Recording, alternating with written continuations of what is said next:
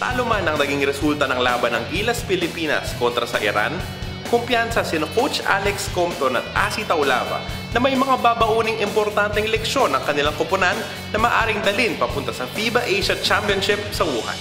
You know, obviously there's things that we need to work on since we had to, we brought in a lot of young guys. You know, we have steps to take. What I liked about today's game is we were still in it.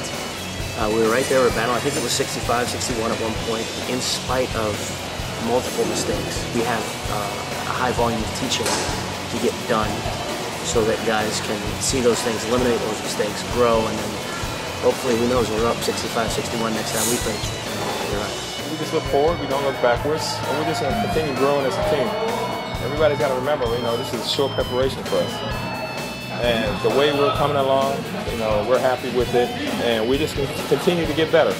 We know it's the 17 guys plus our coach staff, the coach Tab put together. That's going to be in this fight, this dog fight going into FIBA Asia. Ang inaalala ngayon ng Gilas Pilipinas ay ang kondisyon ng kanilang point guard na si Terence Romeo.